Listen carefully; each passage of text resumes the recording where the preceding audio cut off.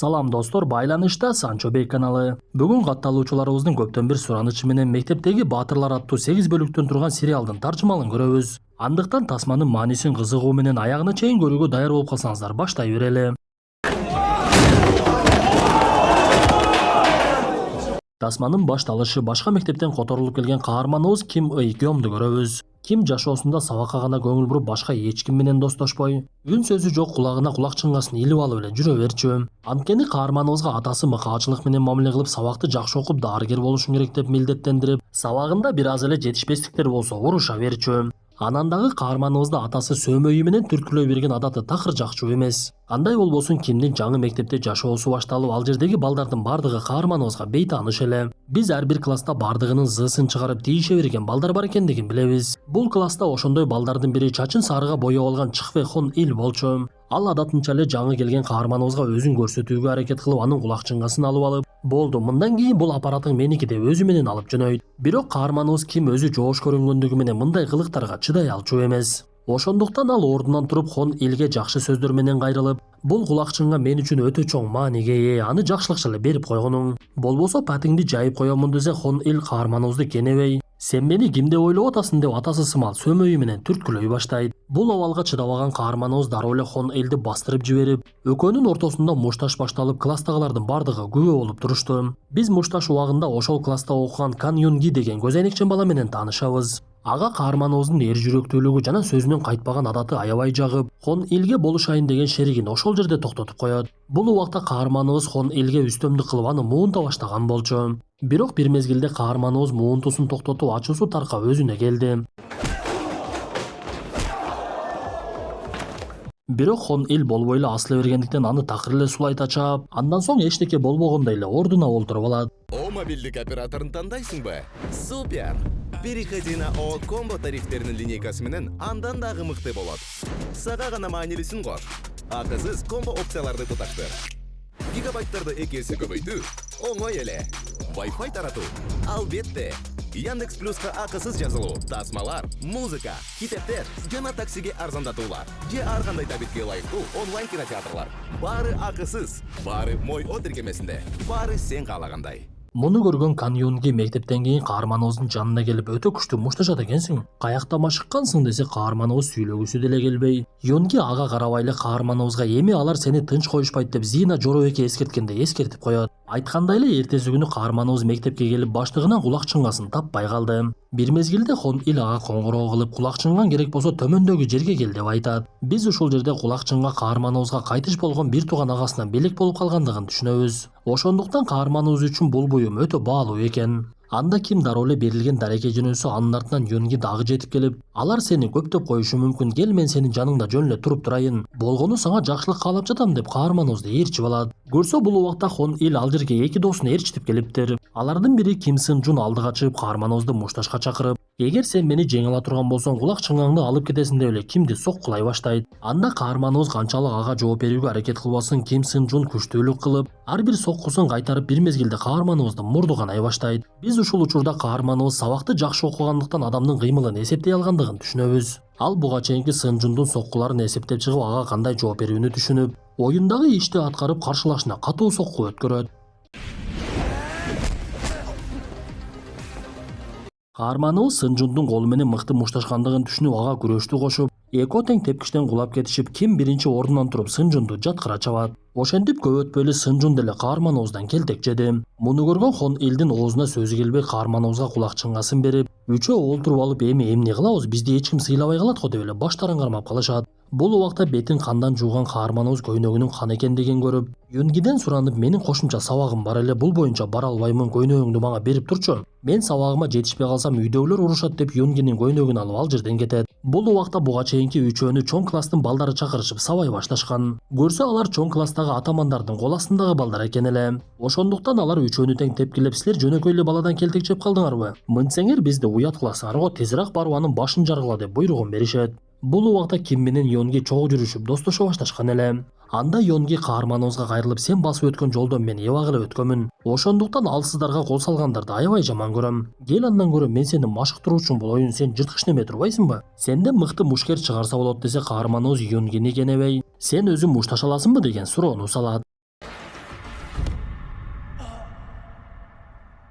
Ошол мезгилде эле Сынжун байкатпай келип каарманыбыздын артынан жыгач менен чаап кетти. Сокку Кимдин каракушуна тийгендиктен ал өзүн жоготуп ойгонсо ооруканада экен. Бир мезгилде ал жерге каарманыбыздын ата-энеси жетип келип эмне болгондугун сурап башташып, Юнги аларга чындыкты айтпай жөн гана тепкичтен кулап кетти деп калп айтып коет. Бул окуялардан кийин ооруканага кылмышты кылып койгон Сынжундун келгендигин көрөбүз. Ал каарманыбыздын апасын жолуктуруп Кимдин досумун деп алдап, кылып койгон ишине катуу кабатыр алган Байтур анын ал акыбалы жакшы элеби деп, баары жакшы эле экендигин билгенден кийин дароо эле кетип калды. Бул убакта Юнги ооруканада жүргөндүгүнөн пайдаланып башка бир бөлмөгө кирет. Ал жерде бейтааныш бала көп убакыттан бери комадан чыкпай жаткан болчу. Ага каарманыбыз келип кандайсың досум деп учурашып, мен так эле сага окшош баланы жолуктурдум деп Ким тууралуу айтып берет. Ошентип эртеси күнү каарманыбыздын кайрадан эле мектепке келгендигин көрөбүз. Ал биринчи эле Сынжунга келип, мен сенин кылган ишиңди кечирдим, ошондуктан экөөбүз бир-бир болдук. Эми мага тийишпегениң, ортобузда эч кандай кастык жок десе Сынжун дагы макулдугун берет. Бирок бул нерсеге чоң класстагы балдар көнбөй, биз ошол кыйын болуп жаткан Кимди көргүбүз келип жатат деп, буга чейинки окуяга тиешелүүлөрдүн бардыгын мектептин там башына чакырышат. Бирок Ким бул нерсенин бардыгын каалаган эмес эле. Ошондуктан чоң класстагылардан кечирим сурап, бардыгына мен күнөөлүүмүн. Мени кечирип койгула деп чоңдордун башчысы Союлчан Жихёктон дагы кечирим сурайт. Бирок Жихёк бул нерсеге ыраазы болбой, биз эмне силерди бош кармап жатат окшойбуз? Сынжун, сен эмне ушул алсыздан келтекчедиңби? Мен сага балдарыңды жакшы карайсың деп ишенип жүрдүм эле го деп союлу менен сабай баштайт. Муну карап турган Ким чоң класстын балдарынын адилетсиздигине чыдай алган жок. Ошондуктан Жихёктун союлун кармайт да аны бастырып салат. Анда Жихёк эчтекени түшүнбөй калып, буну чындап эле келесо окшойт. Эмне өлгүң келип калдыбы деп каарманыбызды союлу менен сабай баштайт. Бирок Ким бул нерсеге дагы даяр болуп союлдун кыймылын эсептей баштады. Ошондуктан ал бир топ союл менен келтекчегенден кийин Жихёктун колунан союлду сууруп алып, күчүнүн болушун топтоп Жихёкту ыргыта согот.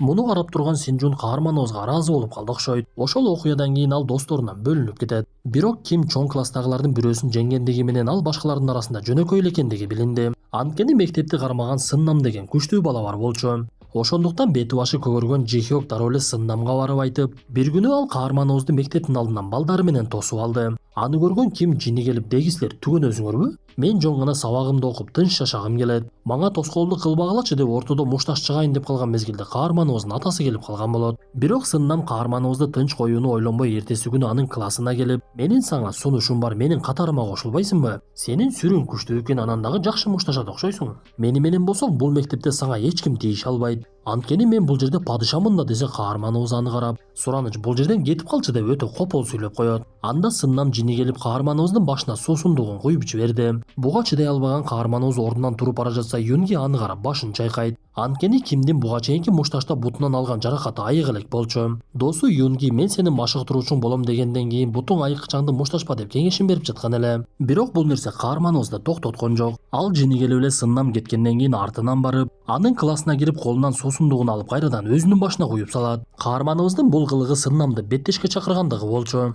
Ошондуктан алар сабактан кийин мектептеги бөлмөлөрдүн биринде жолукмай болушат. Ошентип убакыт бат эле өтүп эки каарманыбыздын беттеши башталып, Юнги ал жерде дагы Ким менен келип күбө болуп туруп калды. Биз ушул жерде Сыннам жөндөн жөн атаман эмес экендигин түшүнөбүз. Көрсө ал жиу-житсу менен машыгып муунту ыкмаларын өтө мыкты билчү. Ошондуктан Ким аны жыгып алгандыгына карабай эле астынан оңой эле чыгып, каарманыбыздын белине өтүп муунта баштайт. Бул ыкмадан чыга албаган Ким бир мезгилде эле уктап калды.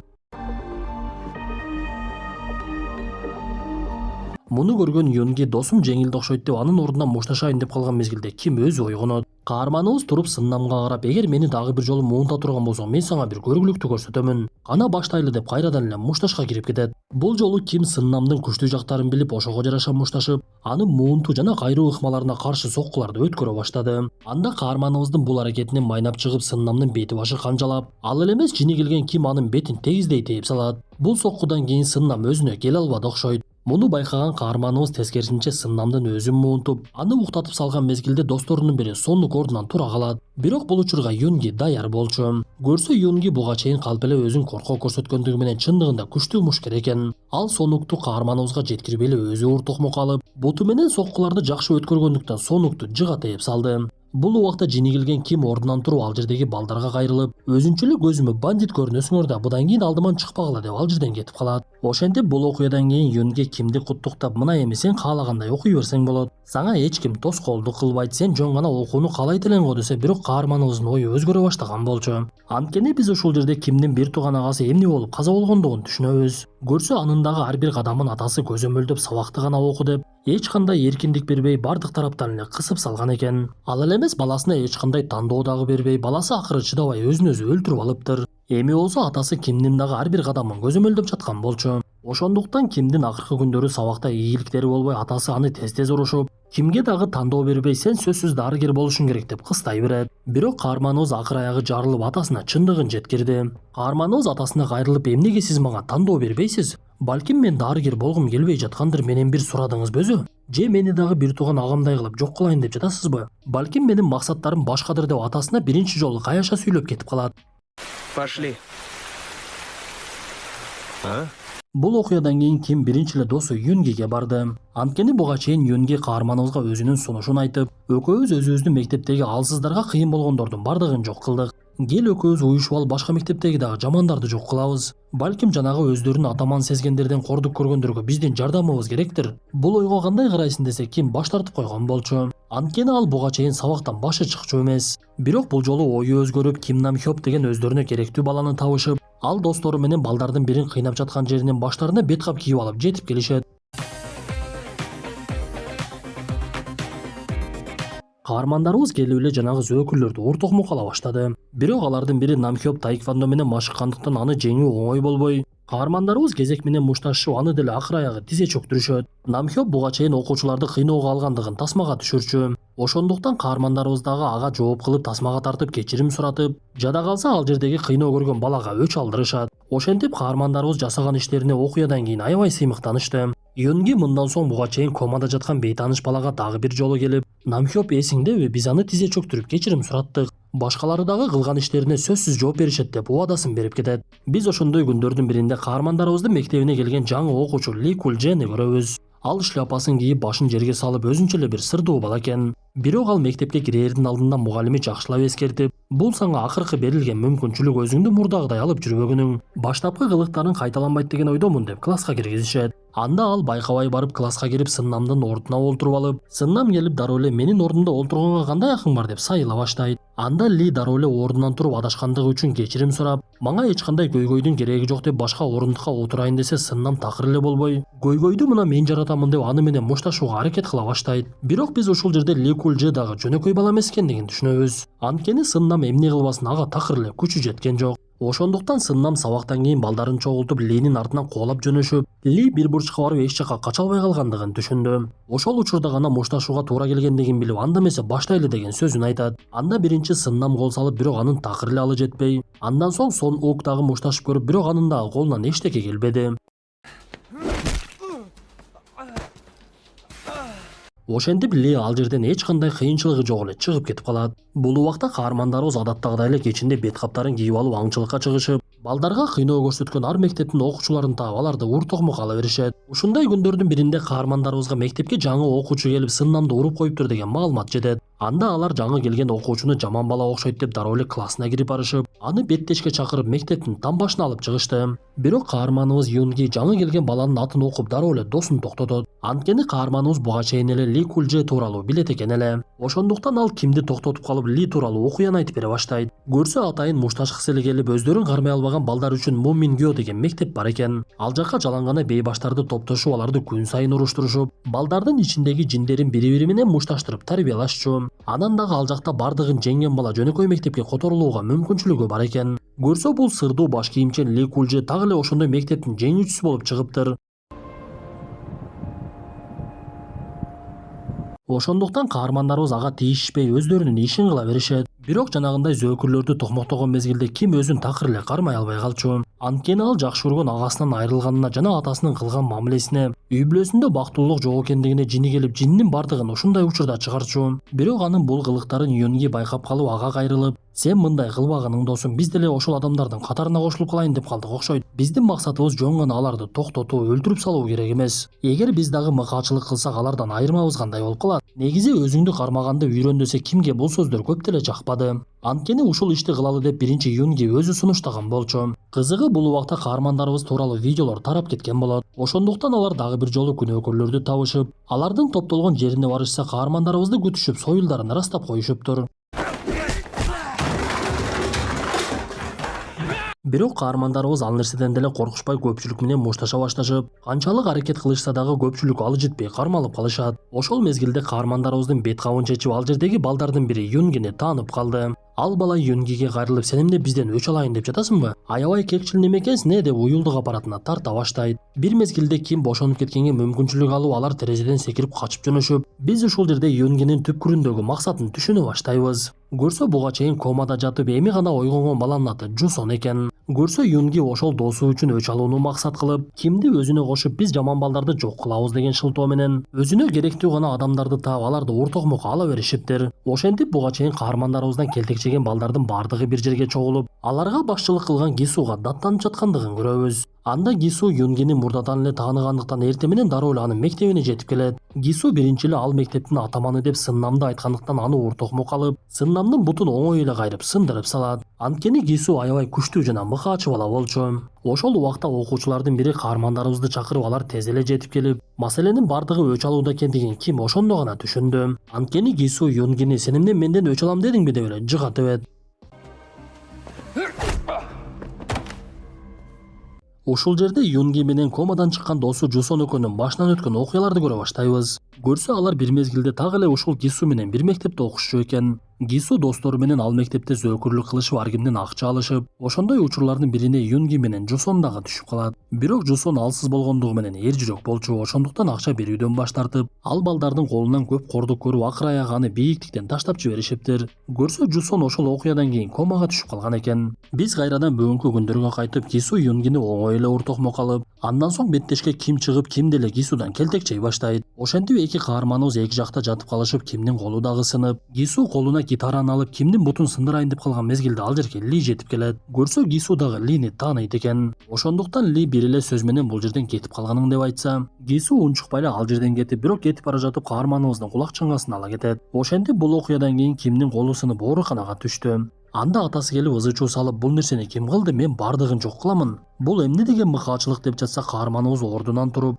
бул жанагы сен жакшы көргөн, бардыгынан жакшы окуган Намхёптун иши. Ошол бизге адамын жөнөтүптүр деп атасына жини келип айтат. Анткени атасы буга чейин зөөкүрлөрдүн бири Намхёпту мактап, ал сабагын жакшы окуган бала, сен ошондой болбойсуңбу деп салыштыра берчү. Ошол убакта каарманыбыздын апасынын дагы көзү ачылды окшойт. Анткени ал улуу баласын жоготкону аз келгенсип, эми кичүү баласы дагы атасынын кысымдарынан чарчап, үйдө бактылуулукту сезбей ошонун айынан мушташып жаткандыгы билинет. Ошондуктан Кимдин апасы атасына мындан кийин эч качан өзүң чечим чыгарбагының, чечимди ортолукта үй бүлө катары чыгарабыз, мен менен дагы кеңешкенди унутпагының. Мен сенин айыңдан Кимди дагы жоготкум келбейт деп күйөөсүн катуу ойго салат. Бул убакта Ким Юнгиге мен сенин негизги максатыңды түшүндүм, көрсө бардыгы өч алуу үчүн турбайбы? Бирок бул нерсе эми мага дагы тиешелүү, анткени мен кулак чыңгамды кайтарышым керек. Анан дагы мага анын келбети такыр жакпады деп Гису жөндөп айтат. Биз бул окуялардан кийин мектептен чыгып келе жаткан Лини көрөбүз. Бир мезгилде эле аны башка мектепте окуган бейтаныш балдар курчап, ортодо мушташ башталып, Ли ар тарапка качып жөнөдү. Бирок балдардын саны көп болгондуктан төрт тарабын тең тосушуп, мушташ катуу уланып, көптөп жаткан балдардын бири гүлдүн идиши менен каарманыбыздын башын жара чабат.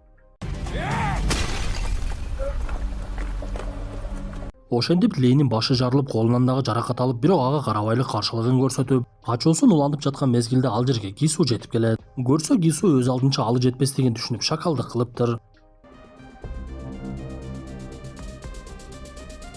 Ошентип экөөнүн ортосунда катуу мушташ башталып, Ли буга чейин көп жаракат алгандыктан соккуларды өткөрө албай, бирок күчүнүн болушунча каршылык көрсөтүп, мушташ бир топко уланат. Кандай болбосун бул жолу Гису үстөмдүк кылып кетти. Ошондуктан Ли алган жаракаттарынан ордунан тура албай жатып калды. Бул убакта Юнги Линин ооруканада жаткандыгын билип, андан кабар алып келип, "Деги сага эмне болду?" десе, Ли ошондо сөзүн баштайт. Бул жашоодо жакшылыгың дагы, жамандыгың дагы сөзсүз кайтып келет. Мына менин абалымды көрүп турасың, бирок мен дагы буга чейин көптөгөн адамдарды ооруканага жаткырдым эле. Кылган иштеримдин кесепетин көрүп жатам деп болуп өткөн окуяга өзүн гана күнөөлөйт. Бирок Юнги өзүн аябай эле жаман сезе баштады. Анткени анын баштаган ишинин айынан Ким дагы Ли дагы ооруканага түшүп, ал эле эмес Ким ооруканадан чыкса дагы мектепке такыр эле келбей калат. Ошондуктан Юнги бир күнү болгон кайратын топтоп Гисуга барат. Ал Гисуга шартын айтып, мен сени беттешке чакырамын, эгер жеңе турган болсом досумдун кулак чыңгасын бересиң. Мен досумдун алдында күнөөлүмүн, ошондуктан кулак чыңгасын алганы келдим. Даяр болсоң мушташалы десе Гису каарманыбызды тоготпой мылжыйып күлүп, бул иштебеген кулак чыңганын ага эмнеге кереги бар экен деп бирок мушташууга макулдугун берет. Анткени Гису Юнгини оңой эле урам деген ойдо болчу. Бирок Юнги бул жолу катуу каршылык көрсөтүп, Гисунун оозун каната чаап, колунан келген ыкмаларды жасап соккуларды өткөрө баштайт. Бирок кандай чара көрбөсүн, Гису баары бир күчтүүлүк кылат экен. Ошондуктан ал кайрадан эле Юнгиге үстөмдүк кылып аны мушташта жеңип, бирок ал эр жүрөктүүлүк кылып досу үчүн келип мушташкандыгын сыйлап кулак чыңган алып кете берүүгө уруксат берет. Ошентип бул окуядан кийин Юнги Кимди чакырып ага кулак чыңгасын берип, андан кечирим сурап, мен сага чындыкты айтпагандыгым үчүн кечирим сураймын. Сени жакында Америкага окууга кетет деп уктум, эми көрүшпөй деле калат окшойбуз досум. Кайда барбагын аман болгонуң деп Ким менен коштошуп ал жерден кетет.